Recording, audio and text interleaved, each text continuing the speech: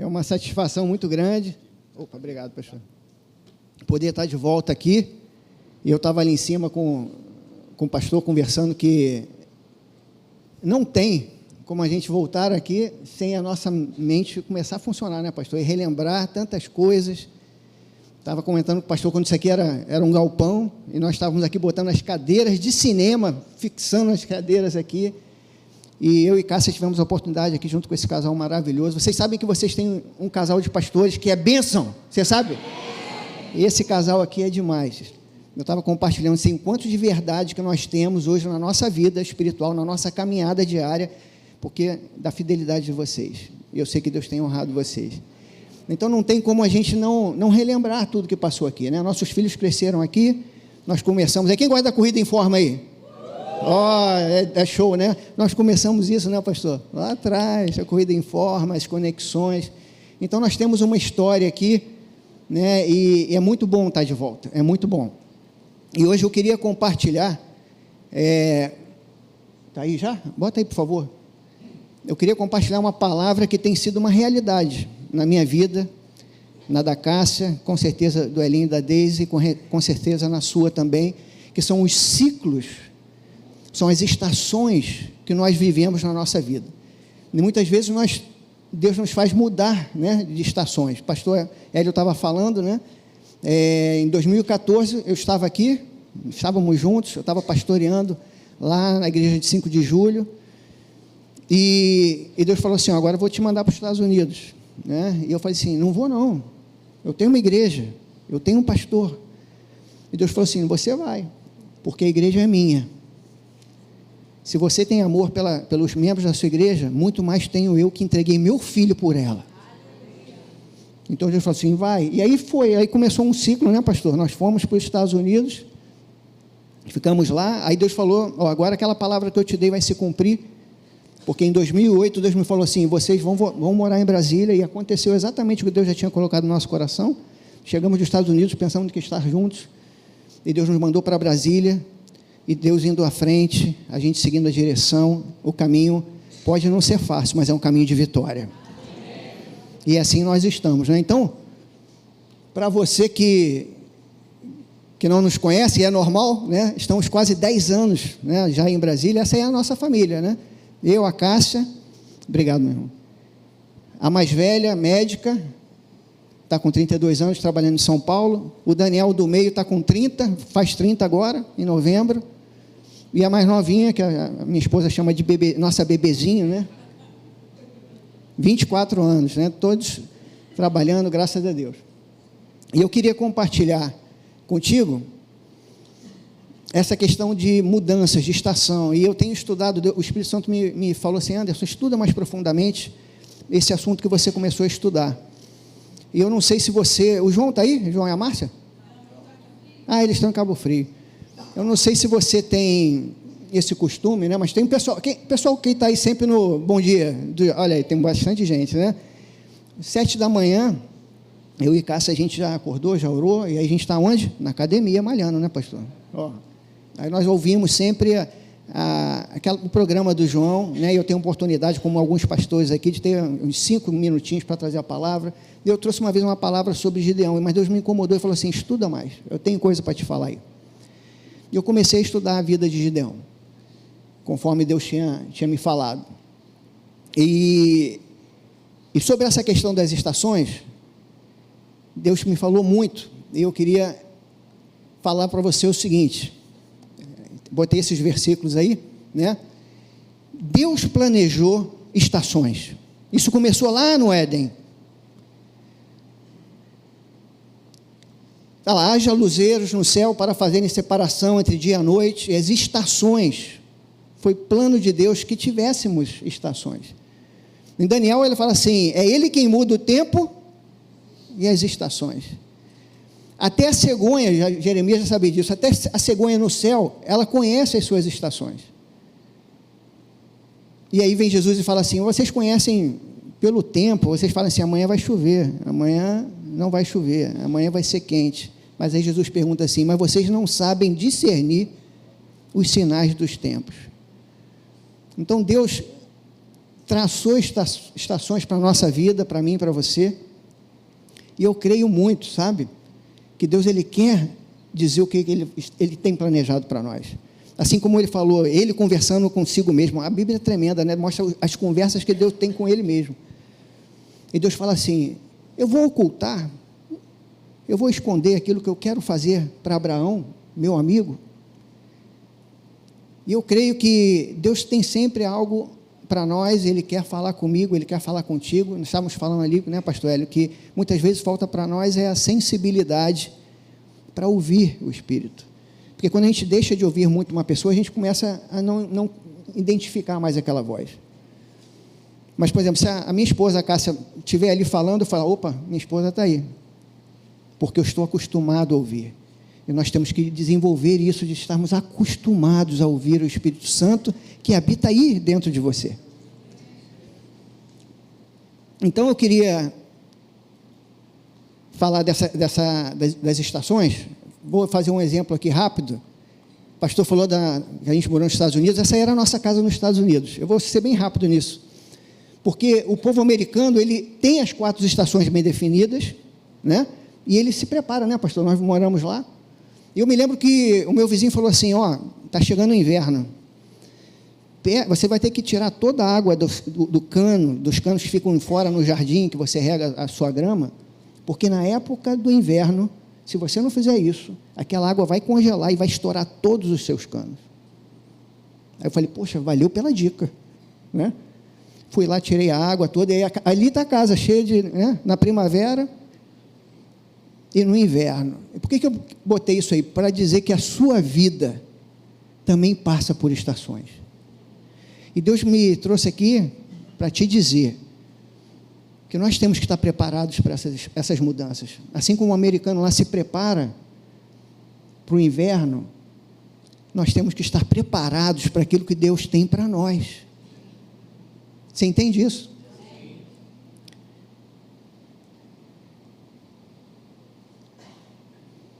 Eu queria então passar a leitura da palavra de Deus. A minha versão, eu estou lendo uma outra Bíblia esse ano, viu, pastor? Cada ano aquela sanfona está comigo até hoje, viu? Mas eu queria ler contigo, se você puder abrir a sua Bíblia lá em Juízes. Juízes no capítulo 6, 7 e 8, depois eu vou te dar esse dever de casa. Tente ler esses 3 capítulos, fala da vida de Gideão. E só para você entender o contexto, antes da gente ler, você lembra, né, que Deus tirou o povo do Egito, depois de 400 anos preso, cativo, através de Moisés, passaram o Mar Vermelho, ficaram 40 anos no deserto, e finalmente chegaram na terra prometida, né, em Canaã. Moisés não entrou, mas quem liderou para entrar? Josué, né? Josué entrou, liderou o povo, mas tinham povos naquela terra, que Deus falou assim, com eles vocês não vão se juntar, os cananeus, os filisteus, os midianitas, e uma série de povos, né? E com a morte depois de Josué, o povo de Deus passou a ser liderado por juízes. Isso começou em 1200 a.C., durou 220 anos, foram 14 juízes, e Gideão foi o 4º. Então esse é o contexto, né? Porque nesse período dos juízes, o povo buscava Deus, tinha prosperidade, mas o tempo passava, ele começava a adorar os deuses daqueles povos ali em volta, começava a se afastar de Deus, e aí os povos vinham contra ele com perseguições, e aí o povo se arrependia, e Deus trazia um juiz para o livramento. E é exatamente nesse contexto que nós vamos ler agora. É o povo de Deus, afastado de Deus, por ter se voltado aos deuses pagãos, e eles começam a ser perseguidos pelos midianitas, que causam uma devastação no meio do povo. Então, lá do versículo 1 a 6, diz o seguinte: porém os filhos de Israel fizeram o que era mal aos olhos do Senhor, e o Senhor os deu na mão dos midianitas, por 7 anos. Prevalecendo a mão dos midianitas sobre Israel, fizeram os filhos de Israel para si, por causa dos midianitas, as covas. Olha o que eles fizeram: as covas que estão nos montes, as cavernas e fortificações. Porque sucedia que, semeando Israel, os midianitas e os amalequitas e os do Oriente contra ele subiam. Punham-se contra ele em campo, destruíam os frutos da terra até chegarem a Gaza, e não deixavam mantimento em Israel, nem ovelhas, nem boi, nem jumentos, porque subiam com seus gados e tendas e vinham como gafanhotos, em grande multidão, que não se podia contar, nem a eles, nem aos seus camelos, entravam na terra para destruir. Assim Israel empobreceu muito pela presença dos midianitas. Então os filhos de Israel clamaram ao Senhor. Versículo 11. Então o anjo do Senhor veio, assentou-se debaixo do carvalho que está em Ofra, que pertencia a Joás, e Gideão, seu filho, estava malhando o trigo no lagar para o salvar dos midianitas. Então o anjo do Senhor apareceu e disse: o Senhor é contigo, homem valoroso. Versículo 25. Aconteceu naquela mesma noite que o Senhor disse: toma o boi que pertence a teu pai, a saber, o segundo boi de 7 anos, derruba o altar de Baal, que é do teu pai, corta o bosque que está ao pé dele, ali é um poste ídolo de um outro Deus, edifica ao Senhor teu Deus um altar no cume deste lugar forte, num lugar conveniente, e toma o segundo boi, oferecerás em holocausto com a lenha que cortares do bosque, né, daquele poste ídolo. Então Gideão tomou 10 homens dentre os seus servos, fez como o Senhor lhe dissera. Sucedeu que, temendo ainda a casa de seu pai e os homens da cidade, não fez de dia, mas fez de noite. Levantando, pois, os homens da cidade de madrugada, eis que estava o altar de Baal derrubado, e o bosque ao pé dele também cortado, e o segundo boi oferecido no altar que fora edificado. E uns disseram aos outros: quem fez essa coisa? E esquadrinhando e inquirindo, disseram: Gideão, o filho de Joás, foi ele quem fez essas coisas. Então os homens daquela cidade disseram a Joás: tira para fora o teu filho, para que ele morra, porque ele derrubou o altar de Baal e cortou o bosque que estava diante dele. Porém Joás disse a todos que se puseram contra o seu filho, né, Gideão: contendereis vós por Baal? Vocês que vão livrar Baal, qualquer que por ele contender, ainda essa manhã será morto. Se é Deus, se Baal é Deus, por si mesmo contenda, pois derrubaram o seu altar. Por isso, naquele dia, chamaram Jerubaal a Gideão, trocaram o nome de Gideão.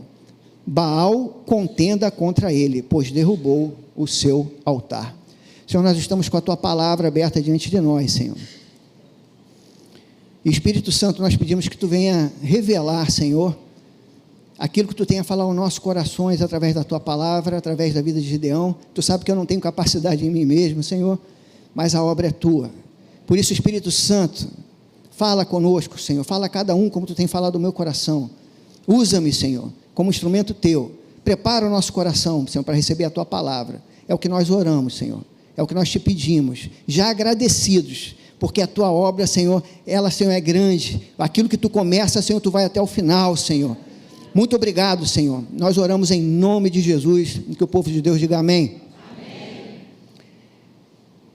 Então, vamos lá para o próximo slide, né? Chega de ver a casa ali. Então, falei que estava estudando, né, as estações na vida de Gideão, quando Deus me colocou no meu coração, pastor, de estudar, e eu vi essas 7 estações na vida de Gideão, 7 estações muito claras, e que eu e você passamos por elas. Com certeza você está em uma delas, mas fique tranquilo, né, pastor? Eu não vou falar das 7, não vou falar das 7, só vou falar de 2. A primeira foi essa estação da seca, da dificuldade, da adversidade, que ele passou junto com o povo, porque se afastaram de Deus. Depois foi a estação da resposta de Deus, porque o povo, como nós vimos ali, ele se arrependeu, ele passou a pedir a Deus, Deus mandou um anjo. Então é a estação da resposta de Deus, a estação da dúvida. Você sabe que nós passamos por um momento de dúvida? Mas glória a Deus, a nossa fé na palavra de Deus, ela sempre será maior que a dúvida. A dúvida sempre vai existir, mas a sua fé tem que ser maior. A fé nessa palavra. E aí, Gideão pede 3 sinais, Deus ainda dá 4, porque Deus assim, ele dá de bandeja, né? A outra estação é a estação da reviravolta, é quando tudo muda na vida de Gideão e na vida do povo. E Deus me falou aqui, Deus me trouxe aqui hoje para te dizer o seguinte: a estação da reviravolta na sua vida vai começar hoje. Depois ele passou pela estação da dependência de Deus. Ele conseguiu juntar 22 mil homens e foi para a guerra só com 300, contra 35 mil. 300 contra 35 mil. Ele aprendeu a confiar e a depender de Deus. Depois ele passa pela estação da injustiça. Alguém que já foi injustiçado? A tribo de Efraim, do povo de Deus, vai contra ele. Por que você fez isso sozinho, cara? E por fim vem a estação da colheita. Passou o período, agora vem um período de 40 anos de colheita abundante. Essas são as estações pelas quais Gideão passou. Eu queria falar da primeira estação, da seca, a estação da dificuldade, a estação da luta, que eu já passei, que você já passou, ou que talvez você esteja passando hoje. E eu quero te dizer o seguinte: você servir a Deus não quer dizer que você não vai ter que enfrentar um deserto, uma seca, uma luta, mas você servir a Deus te capacita a passar por esses momentos, te capacita a passar pelo deserto.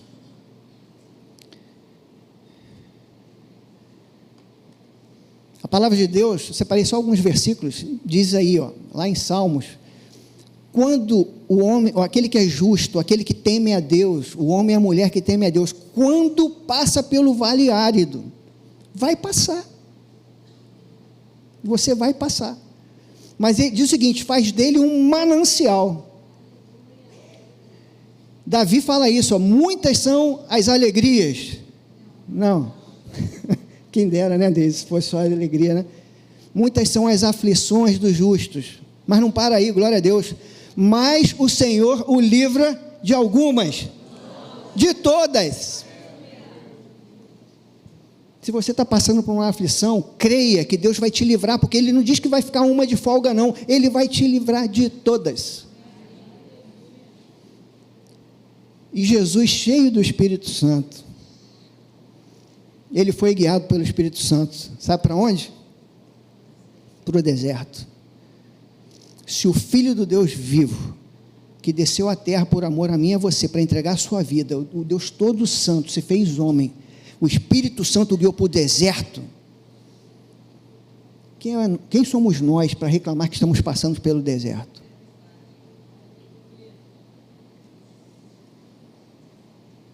Mas o próprio Jesus falou assim, no mundo vocês terão aflições, mas, aleluia, fazer igual o pastor Hélio, aleluia, eu venci o mundo, essa vitória é dele, e pertence a nós, pertence a você.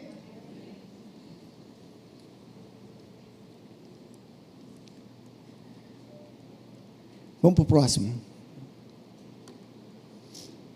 Lendo essa passagem, quando você for ler depois com calma, e eu recomendo que você leia, nós vimos aí que na época da seca, na época da luta, na época da adversidade, nós podemos ter 2 tipos de reação. O primeiro nós lemos, né? Qual foi a reação do povo, depois de 7 anos de fome, de escassez, de povos invadindo, levando tudo? A primeira reação foi medo, prostração e com certeza reclamação. Por quê? Porque eles cavavam covas, e cova é para quê? Para enterrar mortos. Era um povo amedrontado, era um povo medroso, era um povo prostrado, e nós temos que ter cuidado, porque na nossa estação, da luta e da seca, o inferno vai tentar te fazer ficar prostrado. Ele vai tentar fazer, não tem jeito. Isso é maior do que você. É uma multidão de gafanhotos.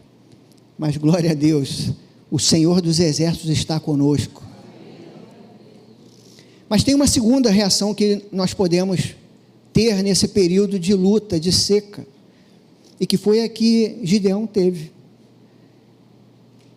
Um desejo de mudança, um pensar diferente, um buscar soluções.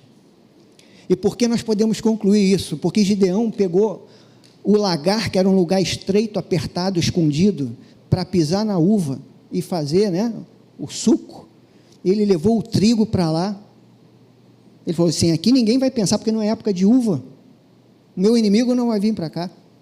E ele pegou o trigo, e ele preparou o trigo escondido. Diga assim: escondido.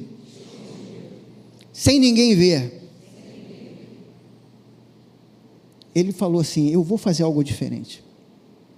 Pegou o trigo, trabalhando escondido, no lagar, para salvar o trigo para ele e para a família dele. Para ele, e não sei para quantas pessoas, a palavra não diz, mas ele estava ali: aqui na minha casa vai ter alimento, porque ele pensou diferente. Ele viu uma solução onde ninguém viu.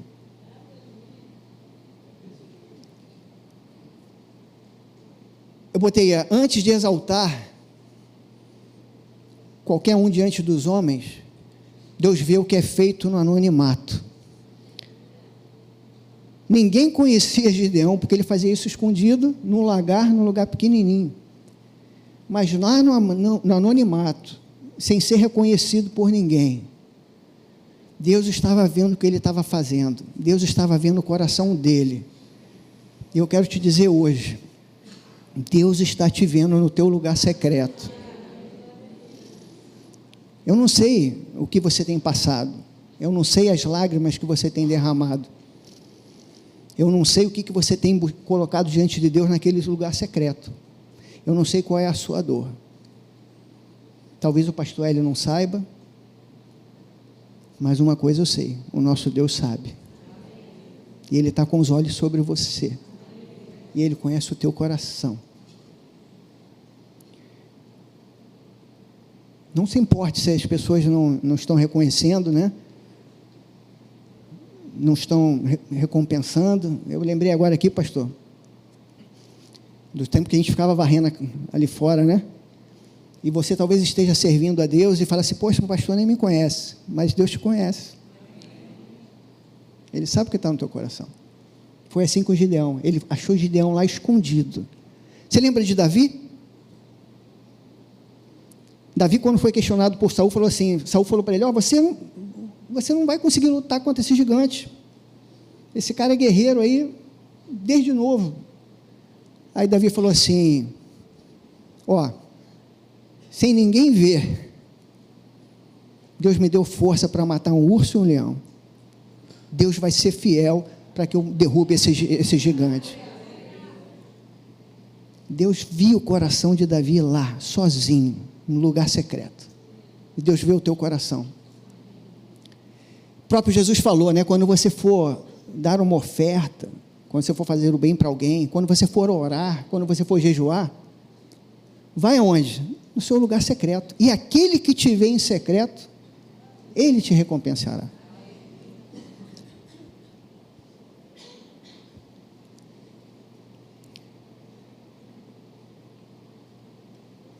Gideão escondeu o trigo no lagar e alimentou a sua família. Todos nós temos algo escondido. Pergunta para o teu irmão aí: o que você está escondendo hoje? O que tu está escondendo aí, cara? Não responde não, só faz a pergunta. O que tu está escondendo aí?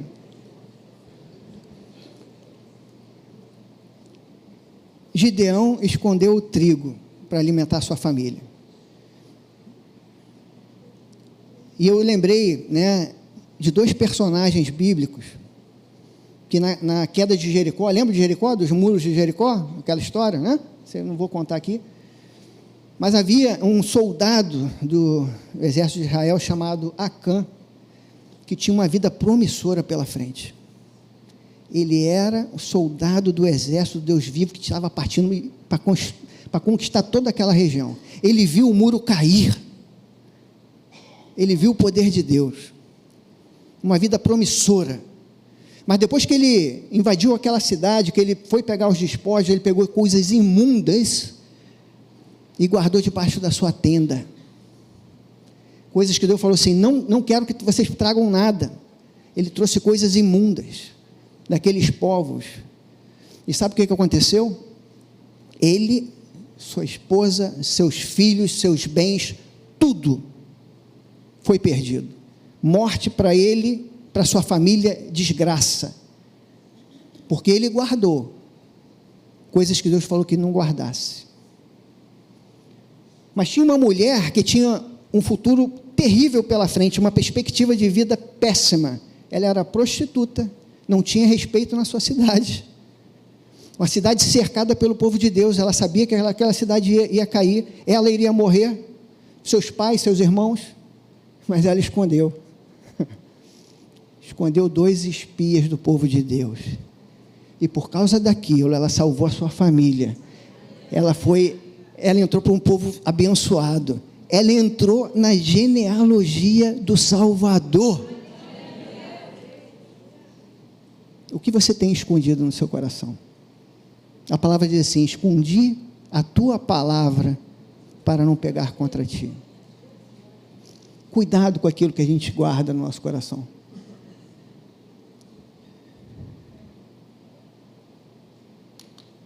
Isso aí, né, é o casal mais lindo de Brasília. O casal mais lindo de Brasília. Nós estamos há 5 meses sem chuva lá. 5 meses sem chuva. E eu gosto de correr, né? E lá tem esses ipês, e tem a época dos ipês. Nós começamos com os ipês rosas, aí amarelo, agora está entrando o ipê branco. 5 meses sem chuva. E os ipês têm me dado uma lição. Eu estou aqui 5 meses sem beber e estou florescendo. E às vezes nós, por coisas tão pequenas, reclamamos, murmuramos, desfalecemos na nossa fé. Eu queria te dizer que nós não temos controle sobre as estações que virão. Nós não temos controle se nós vamos passar pela seca. Mas nós podemos ter controle de como nós vamos reagir à seca. Foi isso que o P me falou, correndo. Eu escolhi florescer na seca. Que essa seja a nossa decisão. E eu queria compartilhar aqui, estou sentindo no meu coração, de compartilhar uma experiência de uma seca, talvez a seca mais árdua que eu tenha vivido, com minha mãe e minha irmã. Estão aí, fica de pé aí.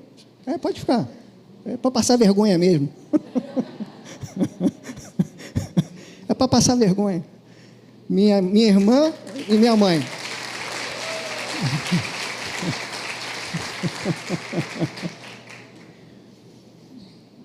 A seca, talvez que eu diria que foi o período, a estação mais seca, vivemos nós 3. Eu tinha 11 anos, minha mãe tinha 8. Meu pai chegou em casa, eu estava preparando um almoço, porque era só nós 2, minha mãe e meu pai trabalhavam fora. Meu pai chegou e falou assim: estou juntando as minhas coisas, quando tua mãe chegar, avisa que eu fui. E ficou eu 2 crianças para avisar para minha mãe: papai falou que foi embora e não volta mais. Isso eu tinha 11 anos. E a partir daí, né, mãe, quantas coisas nós vivemos de seca. Mas glória a Deus por essa mulher. Porque ela falou assim: eu vou florescer. Criou 2 filhos sozinho. Nós podíamos hoje estar revoltados com Deus, longe com Deus, né, Andresa? Mas na estação da seca, essa mulher confiou em Deus, nos ensinou os caminhos de Deus e floresceu. Eu não sei qual a dor que você está sentindo hoje, mas eu sei que Deus pode te fazer florescer. Muitos anos depois, eu decidi perdoar meu pai. Eu não sabia se ele estava vivo, se ele estava morto. E eu orei e falei assim: Senhor, de todo o meu coração, eu perdoo meu pai. De coração, chorando. Eu falei assim: tudo que nós passamos sozinhos, tudo que aconteceu. E a partir daquilo ali, foi tirado um peso das minhas costas. E a situação começou a mudar. Mudou que 15 anos depois meu pai apareceu, porque a esposa com quem ele casou se converteu, falou: tu tem que ir lá conversar com teus filhos que você abandonou. E hoje a gente tem relacionamento com meu pai, coisa que eu jamais ia pensar que ia acontecer. Mas Deus faz aquilo que para nós é impossível ser possível. Então, se você está passando na estação da seca, creia, não entra no inferno, mas floresça. Mas glória a Deus,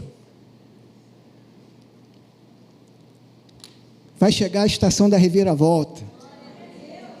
Você não vai ficar na seca. E é isso que está ardendo no meu coração, eu queria compartilhar contigo. Chegou o tempo da reviravolta na vida de Gideão. E sabe como é que foi isso? Naquela mesma noite, Deus falou para ele: vai lá, na casa do teu pai, onde tem um altar a Baal, tem um poste ídolo, você vai pegar, olha como Deus é preciso, o segundo boi de 7 anos, você vai destruir aquele altar, vai destruir aquele poste ídolo, com aquela madeira você vai erguer um altar para o Senhor, tu vai pegar aquele boi e vai sacrificar a Deus. Eu imagino Gideão falando assim: mas o que isso vai ajudar? É só um altar, aqui tem, nessa terra hoje tem milhares de altares para Baal, é só um. Mas Gideão foi lá por fé, pegou 10 homens, destruiu aquele altar, pegou a madeira, ofereceu. Os homens daquela cidade depois se revoltaram, olha, destruíram o altar de Baal. Joá, manda teu filho aí, porque esse cara tem que morrer, Gideão tem que morrer. Ele fala assim, palavra sábia: olha só, se ele é Deus, ele vai se defender sozinho, não precisa de vocês não. Aí mudaram o nome de Gideão para Jeru-Baal. Baal vai lutar contra você, porque você derrubou o altar dele. E eu posso ficar imaginando, né, o povo falando assim: amanhã esse cara morre, porque Baal agora, ó. Aí passou um dia, passou uma semana. Não, Baal está só preparando aí, ó, está fazendo a cama dele. Passou um mês, passou um semestre, não sei quanto tempo passou, a Bíblia não diz. Mas o fato é o seguinte: Baal não fez nada, porque ele é nada. E aquele cara que era desconhecido, que ia no lagar para pegar o trigo, pô, aquele cara ali, cara, sabe quem é ele? É Gideão.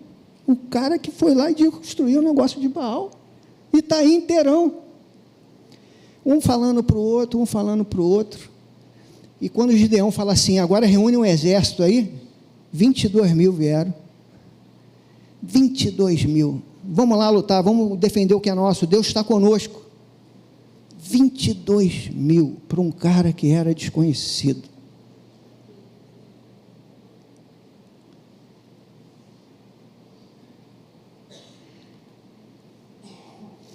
A mudança que você deseja, que Deus tem para fazer na sua vida, ela sempre será consequência da sua mudança de atitude, de mentalidade e de pensamentos pela fé. O pastor Hélio está falando sobre isso. Pensamentos, batalha de pensamentos, mudança de mentalidade. E Gideão teve que passar por isso. Ele se achava pequeno, ele fala assim: ó, eu sou o menor da minha casa e a minha tribo é a mais pobre. Ele se achava incapaz, despreparado. Mas sabe de uma coisa? Deus até chama os despreparados. Ele não chama os desocupados. Porque ele estava lá, ele tinha no coração, ele fala assim: Senhor, tu que fizeste no passado, tu é o mesmo hoje. Ele viu diferente, ele achou uma solução diferente. Eu botei alguns versículos, né, para reforçar isso, que só tem uma coisa, meu irmão e minha irmã, que nós não temos nada para fazer, porque Cristo já fez tudo, que é a salvação. Qualquer esforço nosso seria iníquo, seria incapaz, seria esforço perdido. Não é pelos nossos atos que nós vamos garantir a nossa salvação, mas Jesus já fez isso por nós, aleluia. Né, está escrito lá, assim como pela desobediência de um só homem, Adão, lá atrás, todos se tornaram pecadores, glória a Deus pela obediência de um só, Jesus Cristo, nosso Salvador, nosso Senhor, que está aqui hoje. Muitos, eu e você, fomos feitos justos. Mas o restante, meu querido irmão, minha querida irmã, vai exigir, como foi de Gideão, para que viesse esse tempo da reviravolta, uma atitude de fé. Nós aprendemos isso aqui na Atos, né? O justo viverá 4 vezes na Bíblia. Então, eu não sei porquê, eu falo muito isso com a minha irmã, Deus decidiu que Ele quer trabalhar conosco, Ele sendo Deus todo-poderoso, Ele falou assim, eu tenho coisa para fazer na sua vida, mas eu quero você junto comigo, eu quero você crendo em mim, eu quero você caminhando por fé. Jesus mesmo fala assim, seja feito conforme o meu poder, eu vou te curar, seja feito conforme o meu poder, várias passagens, seja feito conforme a sua fé. Foi o que Deus escolheu, Ele quer caminhar conosco em fé.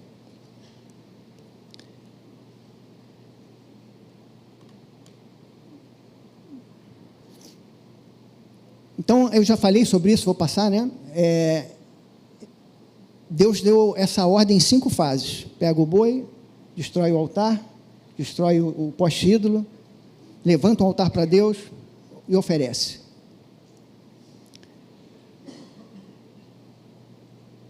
E eu queria te deixar essa ideia, que eu acho que ela fala ao meu coração, eu sei que fala ao teu também.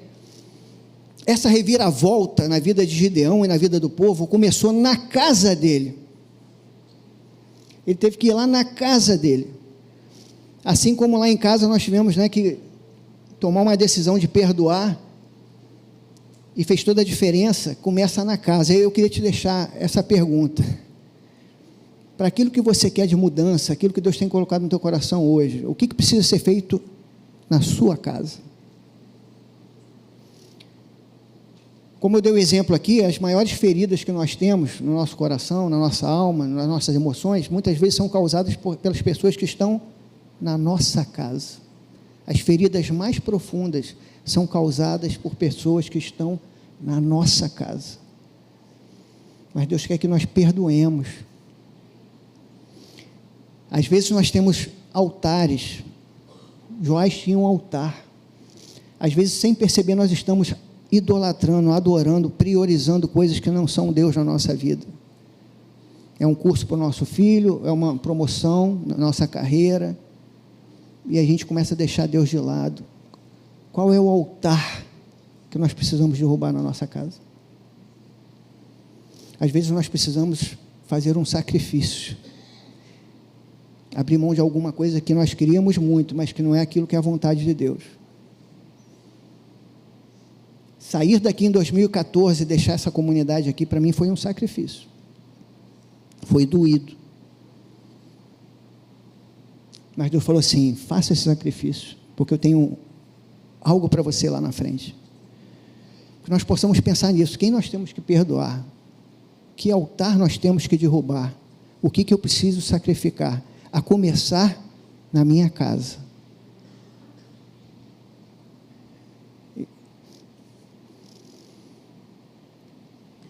E essa parte aí, nossa, Deus me falou demais.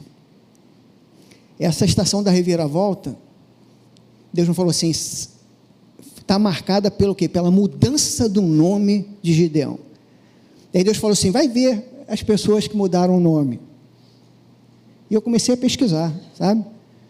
Abrão, que era pai exaltado, teve o nome mudado para Abraão, que é o pai de nações.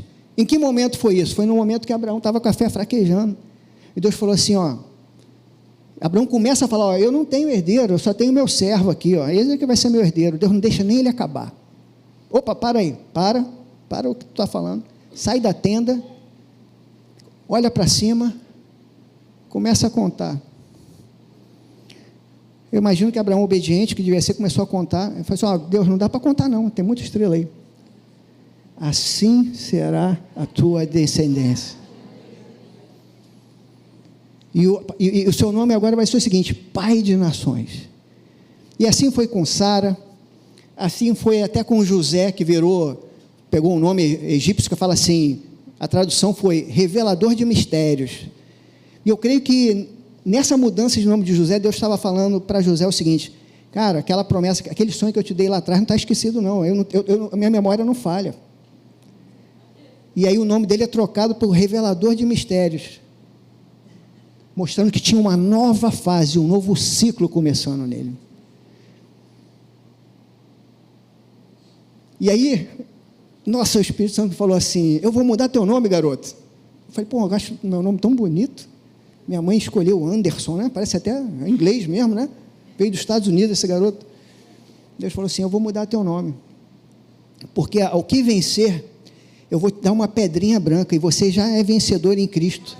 E nessa pedrinha branca, um novo nome para você, porque é uma nova estação que você vai viver. Você vai ter um novo nome lá na glória, porque é uma nova estação juntinho com o Pai. E isso acendeu meu coração. Eu falei: glória a Deus, eu quero esse nome novo. E eu quero te dizer isso, sabe?